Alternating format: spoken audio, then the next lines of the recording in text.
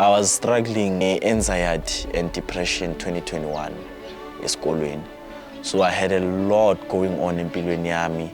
Yonke into bengiyivalela ngingakhulumi namuntu, ngingazi ukuthi ngikhulume nobani. Kanti ngendlela bengivalele ngayo, the anger it created kimi. I was admitted a Vista Psychiatric Hospital.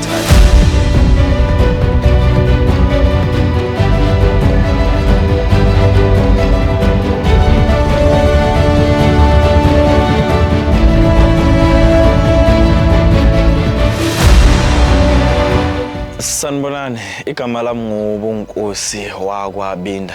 I'm an APL distributor and a filmmaker by profession. So APL ngihlangana nayo 2021 when my mother taking me Bonkosi, you know what you've been doing network marketing singayiboni into esiyenzayo. Sambe seZulake, there's something new. I was like, oh okay. Akunankinga. Sahamba sayeZulake, they presented the business to us, basikhomba my product. Mina, well, I'm someone who loves selling. So ngifuna ukubona ukuthi kahle kahle yini lento le esithengisayo. And then they were like, no, ama lozenges. I'm like, ama sweetie. Athi yebo ama sweetie. Ngithi okay, asebenza ukwenzani? Like amanye ushukela, amanye amathambo, amanye ukusiza abantu abagula asthma, stroke. And then I was like, oh, this is so fishy. Kuhambe isikhathi. It was 2021 when umngani wami aqale ukugula. Singazi ukuthi senzeni, siye somcela ekhaya kubo, simise esibhedlela, masifike ekliniki, eyibhedlela bathi abayazi lento emphethe. Aphume ilonda nje la emzimbeni. Aphume ilonda yonke indawo emzimbeni. uThemba unfortunately after a week aphume lezo ilonda lezo washona. My friend actually passed away. After a week uThemba aqeda ukushona on his funeral ngiyakhumbula besemathuneni. Masemathuneni I can hear man emzimbeni ukuthi no, I'm not feeling okay. Sasuka ke ngasuka ngayendlini. Mangifika endlini ngihamba ngayolala. Ngathi mangilele my friends came and then bakokota, then they were like, no my guy, you can't be sleeping. Ngathi no, I'm not feeling well. But you know, okay, it's fine, we'll see you tomorrow. The following day when I woke up, benginesilonda C1 la. C1, but by 1 p.m. my face was like a zombie. Bengathi ngiphuma ku horror movie, beyithusa ngenye indlela engiunderstandeki. So my mom took me esibhedlela futhi. She took me to a clinic. Still they didn't see anything, both private and government. But lento akusi chicken pox, akusi allergic reaction, they don't know what is it. You know, black parents bangithathe bangise ku traditional doctor. So loya baba sathi masifika kuye wathi kimi no labantwana laba bakhona into abayenza njani njani izinto abazikhulumayo vele. And then but it was funny how mina nalo muntu lo we were friends but we were not that close. We were friends, proper friends, mara wasendleleni uthi ngizohlangana nawe and then siyaxoxa, but we were never ever that close. So after lapho mama sabuyela endlini umzimba ubhlungu, I was having yellow mucus. Ngingazi ukuthi ngiyenzeni. I was going through a lot. I remember la okunye ngendlela bokubhlungu ngayo. Bengize ngithandaza ngithi yazi uNkulunkulu kunokuthi ngibekezele lo buhlungu lobo. Kungcono ungithathe. And then my mom wahamba. Wabuya aphethe iMLS, iGRW neBTY. Yabona ke lezi ezi3 ezingiboni ezingikhombile ukuthi these supplements work because of after 2 weeks of using them. Actually after a week my body being asalumi. I wasn't scratching myself, I wasn't feeling any pain. I think after a month bela ilonda lezi zibuyele emuva. I was breathing well, like being right, I was just okay. And then in 6 weeks nje I was back to normal, ngathangaze ngikule. Yathi kuhamba. I didn't know ukuthi kahle these things were actually cleaning igazi lami.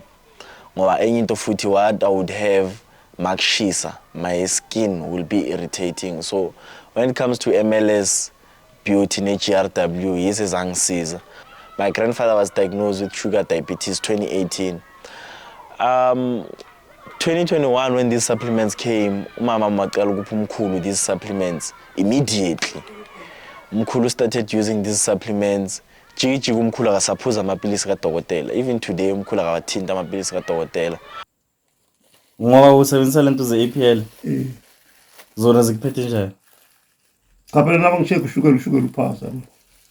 So kusho ukuthi lento ze-APL ahlala ziyakusebenza. Yeah, kusho ziyasebenza. So uyazithanda zona. Ungaziyeka manje bonke ufanele ukuthi ushukela uphasa.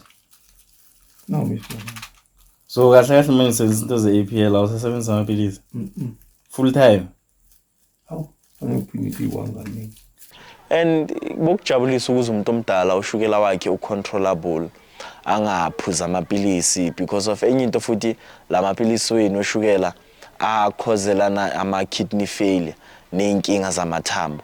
So it was nice ukubona umkhulu manje alright, akana inkinga yamathambo, ushukela wakhe alright, umkhulu nje uziphuzela amapilisi lawa wethu, lama lozenges wethu. The third time la ngizobona khona ukuthi lamapilisi ayasebenza. So I was struggling nge-anxiety and depression 2021 esikolweni. So I had a lot going on empilweni yami. Yonke into bengiyivalela, ngingakhulumi namuntu, ngingazi ukuthi ngikhulume nobani. Kanti ngendlela bengivalele ngayo, the anger it created kimi. Ingicreatele enye i-anger nami nje ngokwami angazi ukuthi ngithini ngayo. Ngoba it became so bad, especially end of the year ya grade 11. I started having ukugula physical emzimbeni. I would shake, sweat. Esikolweni nje ukungena kwami ngegate ngena sengikwatile, ukuphuma kwami endlini ngiphuma sengikwatile, yonke into just irritates me. I was admitted nge-11 za December 2021 Vista Psychiatric Hospital. I think it's in Centurion if I'm not mistaken. But yeah, ngihlale lapho from nge-11 until nge-20. Ngaphuma nge-20 bangiphe amapilisi which I almost got addicted to ngoba every time I would feel like ngikwatile or something's wrong or any, I would take 2. These things will actually numb your feelings.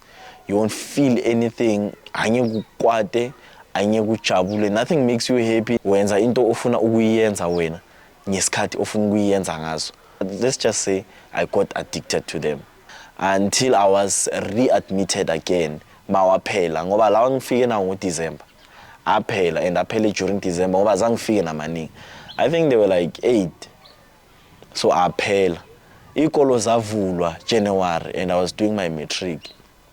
Back to square one. I was back to being that person ukuthi phila kwatile in, and then I was readmitted again. Ngaya, then they continued giving me these pills. Nami ke manje besevele ngihlalele wona ngoba they were helping me ungidlula ezinye izinto. Ngaphuma, I think ngene esibhedlela January. Half of term 1. Well, the week engiphume ngayo I was bokusele 1 week ukuthi ngiyobhala ama exam. Mangiphuma ngifike ekhaya umama wathi ngithathe iBRN neRLX. I used BRN and RLX for for 3 days, and then I was feeling ukuthi sengiyakwazi ukulala, I can focus. I was able to go through ama exam wami term 1 wonke and then pass. I was able to focus, ngasabi anxious, ngaphasa. I continued using it kwaze kwaphela unyaka ngisebenzisa iRLX neBRN, and it was actually relieving knowing ukuthi I don't have to rely on amapilisi just to ease myself. And I'm not saying that I'm relying on them because of manje ngisawathathi, and now I'm okay, I'm back to normal. Angisasebenzisa ama-supplements wethu akhona nje lapha endlini, angisawasebenzisi ne-BRN ngiyithatha nje mangiyibonile or mangiyikhumbulile. Is not ukuthi I'm relying on them, but wona angiphathe kahle. And la ngibone la lama supplements wethu aziveze khona, it was the 4th time futhi. It was last year when I got into a car accident with my friends. Ngalimala idolo, and I didn't tell my friends ukuthi ngilimele. I went back home. I remember seeing a testimony saying with SLD and STP is arthritis. And even my mom told me, I thought SLD and STP, I was like, imagine, these things showed themselves to me, three times. They've proven to me that they work 3 times. But still, I was still doubting them. So I started using SLD and STP.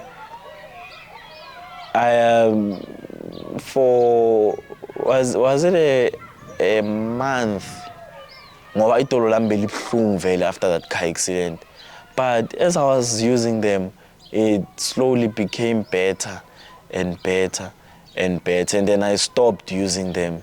Then last year, I think it was last year, la qale khona ukuthi ukubanda nyana khona la during December where the weather just changed nje, and then it was very cold.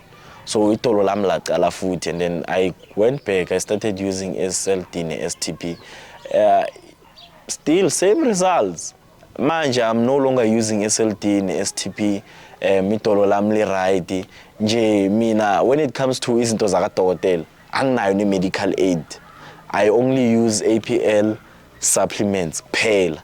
I don't have a medical aid. Eclinic abangazi mina nangegama. Ngiyacabanga, I don't know if khona iclinic ene-file lami.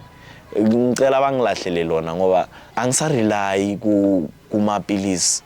As abantu abaningi bangasarely kumapilisi. The 5th time la izikhombe khona lento le these supplements ukuthi ziyasebenza, it was when I got my first customer.